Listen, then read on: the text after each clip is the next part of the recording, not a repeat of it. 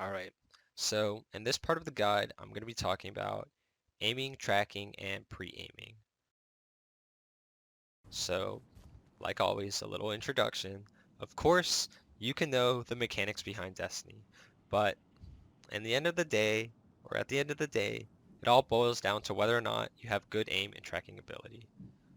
Of course, having good mechanics will allow you to mitigate the fact that you have poor aim. So it can compensate for the fact that you have poor aim, but having poor aim is only going to get you so far in this game. And being able to have good aim and making those micro adjustments to get to players' heads and being able to track people effectively, especially in higher levels of PvP, is going to allow you to win more of your fights and more of your matches. It's not going to allow you to win all of your matches because, of course, you know, not everyone can stay alive forever in this game. You're always, something's always going to come up, but it's going to allow you to stay alive for much longer and for longer periods of time.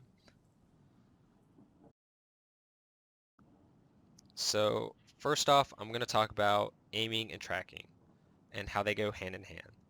So it's one thing to be able to aim at a target. It's an entirely different thing to be able to track them. However, both go hand in hand. You need to be able to aim at someone to track them. Duh.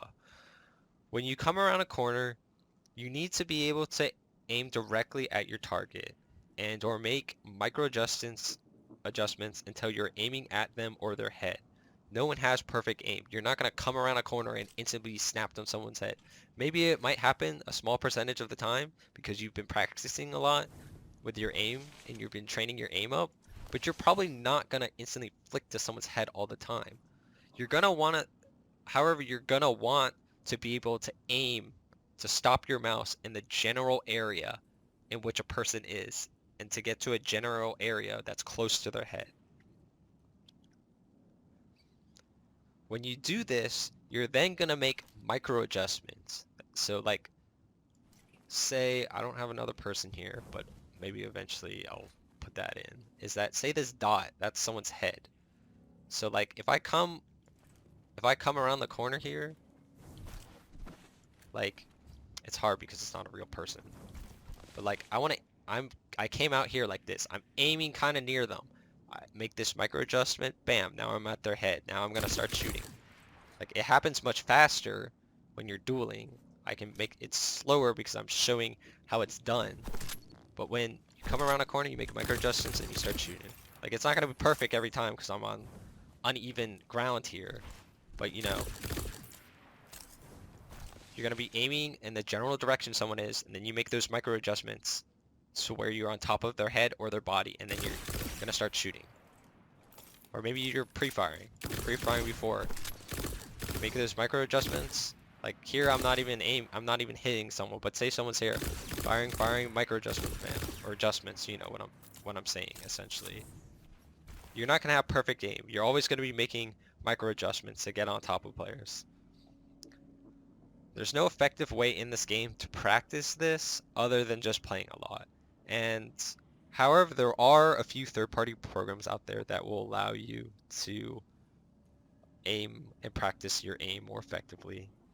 Um, in PvE, you still have this benefit, even though ads aren't like players. They're kind of similar to players. They have crit boxes and they have their body shots. So you can, if you want to, you could just slide around in PvE and just practice on like ads that are spawning in or whatever to allow you to work on target acquisition and your adjustments when you're shooting.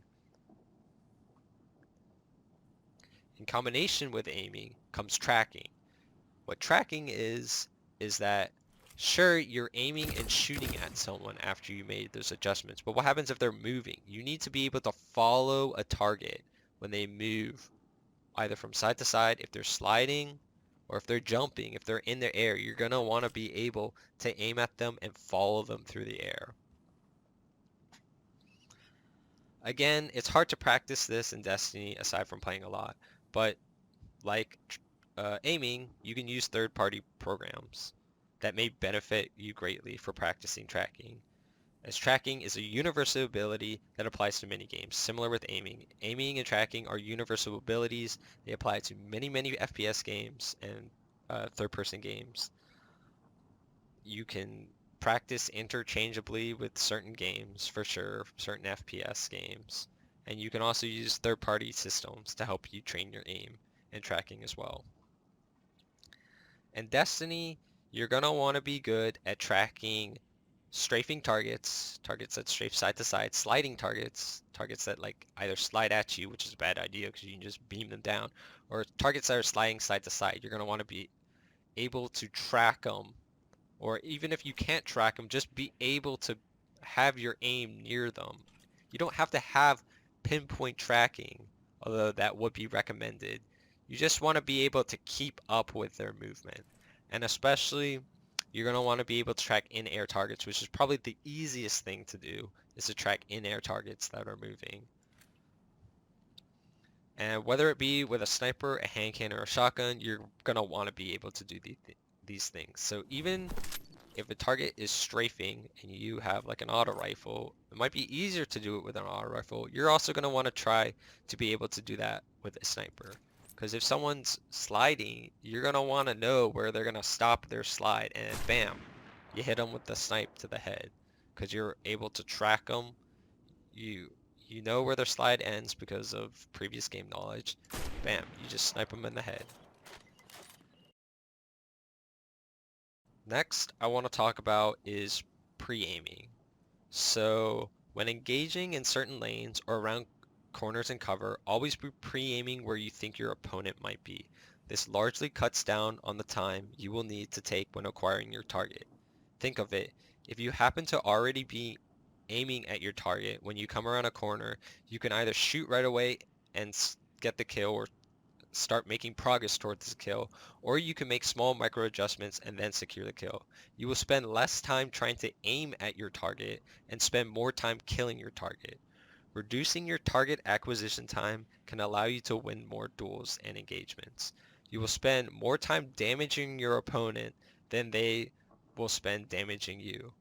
Remember, whoever gets the first shot off is most likely to win the duel. So, for example, if you've ever seen me use Suros, so I'm going to use Suros right here. Not only can I pre-aim certain areas, I can pre-fire Suros because Suros has that spinning up mechanic that goes faster. So what you might notice me doing sometimes if I have Suros out is I'm pre-firing when I go into the slide. Then when I'm out of the slide and I'm out of cover, not only am I've pre-aimed that location, I pre-fired with Suros because Suros has the spinning up perk. Suros is at its optimal TTK point and I just melt whoever's here. So you don't have to use Suros in that way, but like you can be pre-aiming. So like I'm aiming here because I want to aim around here. So I'm coming around the corner, so all I have to do is like straight. Strafing's not favorable in all situations, but in this situation, all I have to do is strafe. And my aim is already aimed at this, and I can just start shooting as soon as I see whoever I need to see. You can do this with snipes as well. When snipes, so like, say, we've talked about this before. People like to watch this part of the broken bridge because people like to sit there. When you're sniping, well, you know that area is around here.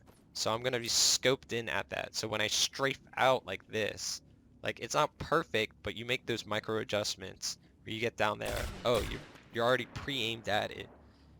All you have to do is make that small micro adjustment and bam, you're ready for that fight. You're ready to start doing as much damage as you can.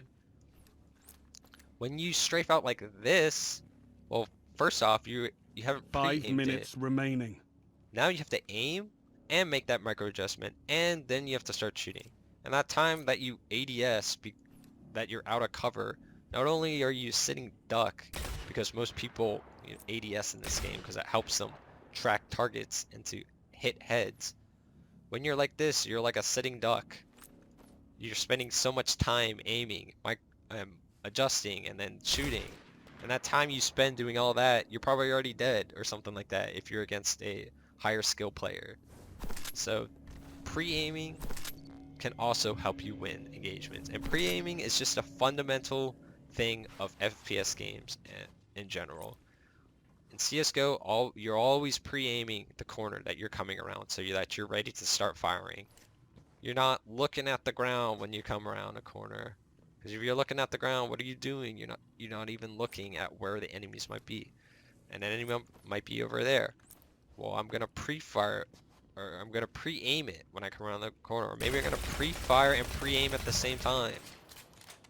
I'm probably gonna win that duel. So pre-aiming is a very strong and sometimes underutilized thing. It's very basic. I probably didn't even need to cover it in this guide, but if you don't know, now you do know. So that pretty much covers this part of the guide. A little short one, just like the previous one. Just covered a little introduction, aiming and tracking, how they go hand in hand, and pre-firing angles and lanes. So that pretty much wraps it up for my guide so far. I'm probably thinking about making a guide on the radar and how to utilize the radar to its maximum potential, because a lot of people in this game don't seem to understand that the radar in this game, I mean, it's not like it's overpowered. I just like to say it's overpowered because if you use it the right way, you can make the most out of it and get a lot of kills when you use it correctly. And I'm also thinking about making other videos on just certain weapon types like hand cannons and auto rifles and snipers and just kind of showcasing the best types of guns to be using and how they differ from each other and sort of basic to more complex stuff similar to that. So thanks for watching my guides and catch you guys in the next one.